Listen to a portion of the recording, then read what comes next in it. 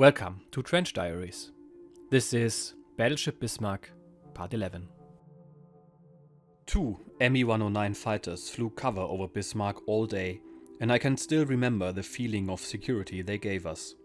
A little after 1300, the anti-aircraft watch sounded the alarm, but Bismarck was not attacked and our guns did not go into action.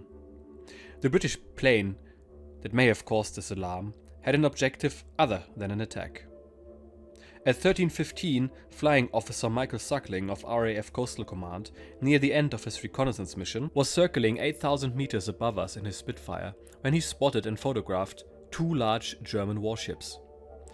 Later that same day, thanks to Flying Officer Suckling, the British were able to identify a Bismarck-class battleship and an Admiral Hipper-class cruiser in the vicinity of Bergen. And we, in our ignorance, were just happy that nothing came of the alarm.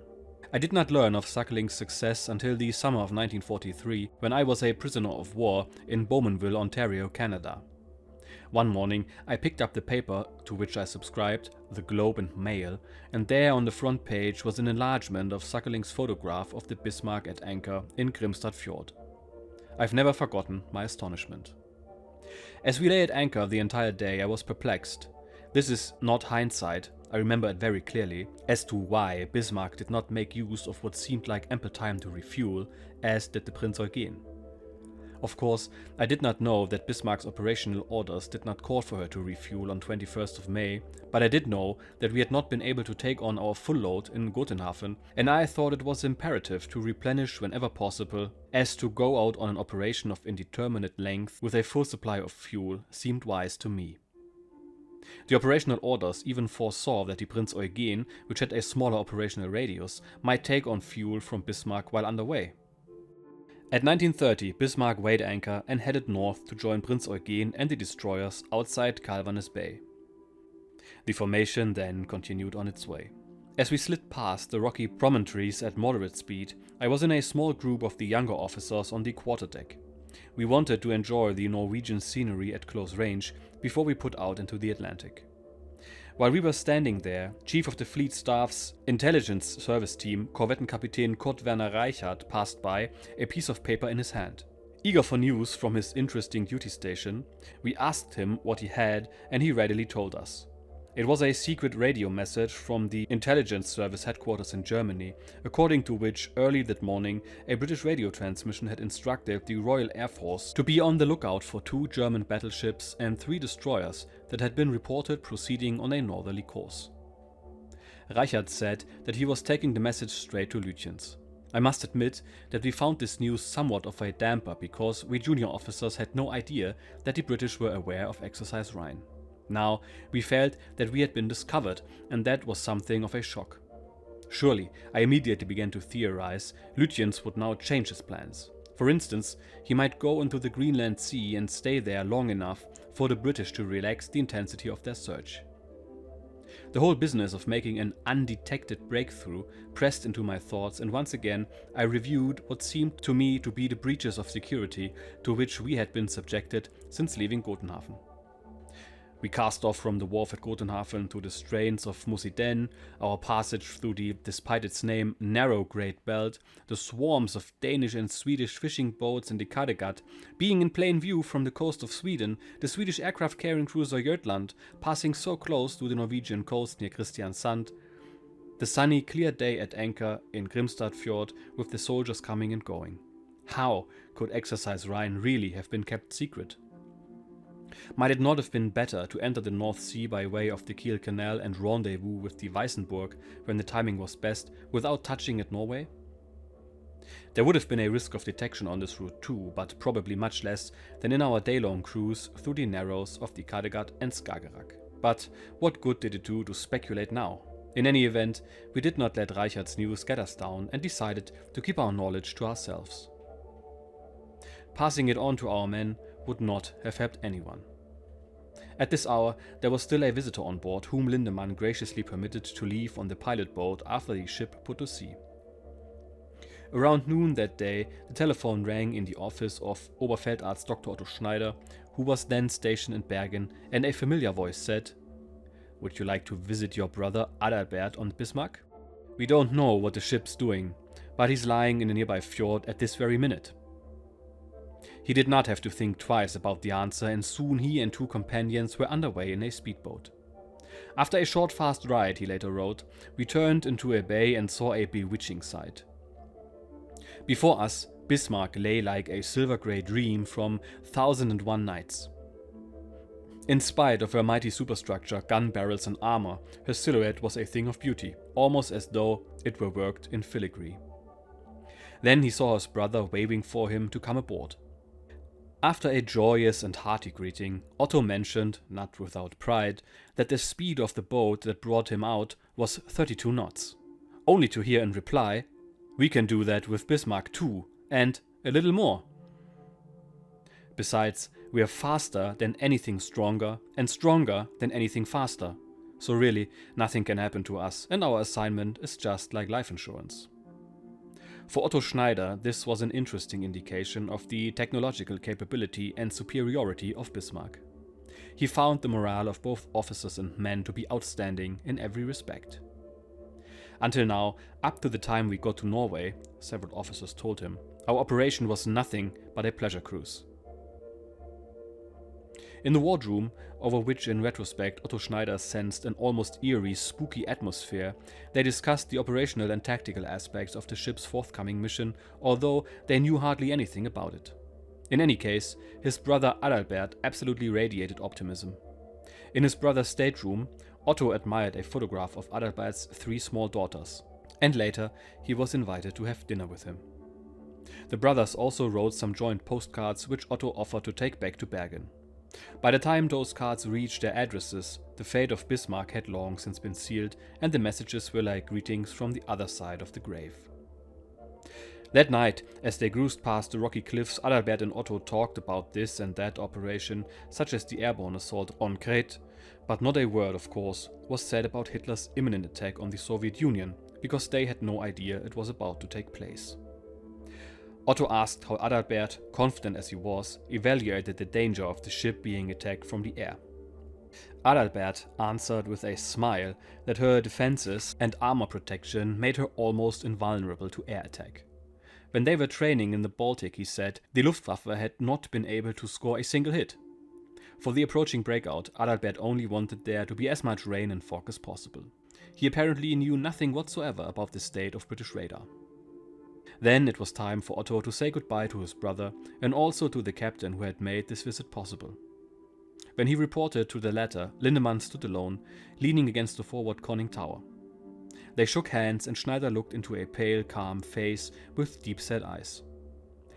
Looking back, Otto Schneider said later, I believe that at this moment Lindemann was well aware of the great dangers that Bismarck faced, and I think he considered my prospects of ever seeing my brother again as very slight.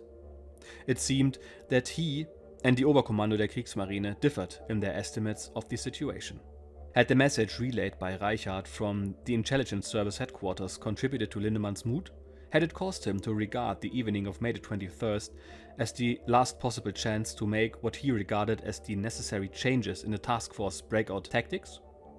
And did he realize with a heavy heart that such a change, the power to make it lying as it did within the jurisdiction of the fleet commander, was scarcely to be expected in view of Lütjen's personality?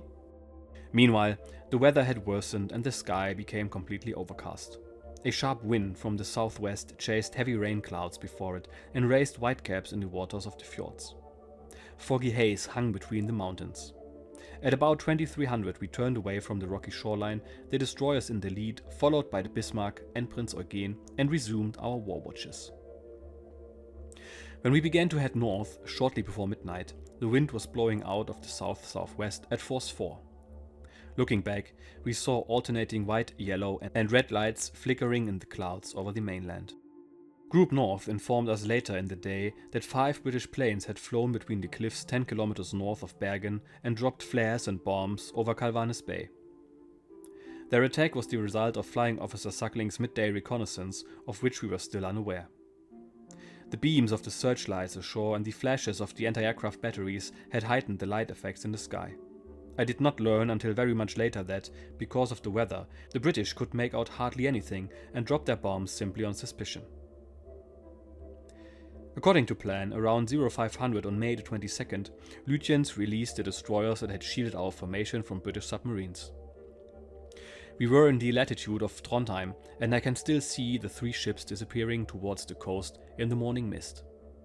For the first time I felt that we really had left home and Exercise Rhine had begun. From now on, Bismarck and Prinz Eugen were alone. As I write this story, I have to remind myself repeatedly that the young officers on board that morning had no knowledge whatsoever of the defensive measures that the British were then taking against Exercise Rhine. However, having been told by Reichard the previous evening about the alerting of the British Air Force, I assumed that the enemy's naval forces would also be looking for us. And the mere thought of that inspired a prickly anxiety over what being in these narrow waters, the outposts of British sea power, under those conditions, might entail. On the other hand, it was not long since the intercepted British radio order had gone out, so the probability of us being rediscovered soon was slight. At 0930 or so, Lutyens was informed by Group North that, according to the intelligence service, neither the sailing of his task force nor the British orders to search for the battleships had produced any perceptible consequence other than intensified British aerial reconnaissance in the northeastern sector. Group North believed that the enemy was concentrating its search of Norway and the Norwegian Sea too far to the south to find our task force. Thus, it appeared that this leg of our journey had not been detected by the enemy. Steaming at 24 knots in hazy weather under an overcast sky, the task force reached a position approximately 200 nautical miles from the Norwegian coast in the latitude between Iceland and Norway at about noon. Weather conditions, which seemed settled, were just what Lutyens hoped to encounter when he attempted to break out into the Atlantic through the Northern Passage. Accordingly, he advised Prinz Eugen that he intended to proceed through the Denmark Strait. At 12:37, Bismarck sounded her submarine and aircraft alarms. A periscope sighting had been reported. The task force turned to port and steered a zigzag course for half an hour, but nothing transpired, and at 13:07 it resumed its former course. The weather was still favorable. In fact, it seemed inclined to become our best ally. By 1800 it was raining and a southwesterly wind was blowing at force 3. Visibility fell to between 300 and 400 meters and patches of fog appeared. A damp cold gripped us and Bismarck glistened all the way to her foretop under a silvery sheen of moisture. It was a wonderful sight. In order to maintain contact and station, both ships turned on their signal lights on small searchlights every now and then, and when the fog was particularly thick, Bismarck shone her big searchlights astern to help Prinz Eugen keep station. We were now in the northern latitudes where the nights are almost as light as the days, so we could stay in a tight formation and maintain 24 knots even in poor visibility. Our passage was truly ghostly as we slid at high speed through an unknown, endless, eerie world that left not a trace. The setting might have been created for the perfect breakout. Low, dark rain clouds, driven by a steady wind from astern, ran with us like sheltering curtains. They were moving faster than we were, and it was only because there were so many of them that, as one overtook us, it was quickly replaced by the next, giving us virtually unbroken protection from hostile eyes. Despite the dampness, when I was not on watch, I went for a stroll on the quarterdeck. The fleet staff's meteorologist, Dr. Heinz Externbrink, happened to be doing the same thing, and I fell in with him. I could not resist asking him if he agreed that we should increase speed so that we could keep up with the clouds and take advantage of their cover for as long as possible. He replied, "You have no idea how many times I've suggested the same thing to Lutyens. I've warned him repeatedly that if we don't do so, we'll have to count on unpleasantly good visibility in the Denmark Strait. But he won't budge. He simply rejects the idea without giving any reasons." Externbrink was worried sick, and the next day proved that his fears were not groundless. After 2300 on this May the 22nd, Lutyens received 3 very important radio messages from Group North. The first, practically a repetition of the one he'd received that morning, read, "Assumption that breakout has not yet been detected by the enemy reconfirmed." The second one, based on aerial reconnaissance of Scapa Flow, stated, "Partly visual reconnaissance Scapa Flow, May 22nd. 4 battleships, 1 possibly an aircraft carrier, apparently 6 light cruisers, several destroyers. Thus, no change from May to 21st and passage through the Norwegian Narrows not noticed." Didn't no change once more confirm that Bismarck and Prince Eugen had left Norway without being detected? What renewed confidence Lutyens must have gained from this? Wasn't his intention to break through in the north without delay absolutely correct? And so, at 23:22, he ordered a course change to the west, a course towards the Denmark Strait. Shortly thereafter, the third signal arrived. In it, Group North reported that no operational commitment of enemy naval forces had yet been noted, and that in the past days our U-boats had scored great successes south of Greenland. The landings in Crete, which we had begun on May the 20th, were going according to plan, and in view of the sinking of several British cruisers off Crete, an early appearance of our fleet in the Atlantic sea lanes promised to inflict serious new damage on the British position at sea. Naturally, this message strengthened Admiral Lutyens' resolve. Indeed, it made him feel obligated to carry on with Exercise Rhine without the slightest delay. The truth of the matter was that our departure from Norway had been noticed by the enemy, and the German report on the ships at Scapa Flow was wrong. We were soon to discover all of this the hard way. And Exercise Rhine is off to a seemingly very good start, even though the ships had been discovered already. You can already see how Admiral Lutyens is very headstrong, disregarding the advice of his chief meteorologist, which will famously lead to Lindemann taking over later when the engagement with Hood happens. We've also learned a bit about Adalbert Schneider and his brother, who got to spend some time together aboard. Everyone trusted Bismarck to be pretty much untouchable, especially by air. Of course, we now know this to be false. It is now just one day until Bismarck will be spotted by HMS Norfolk and Suffolk, a few hours after which the famous Battle of the Denmark Strait will commence. Stay tuned to find out about how this went down from Bismarck's point of view, and I will see you then. Until that time, like, comment, subscribe. Cheers.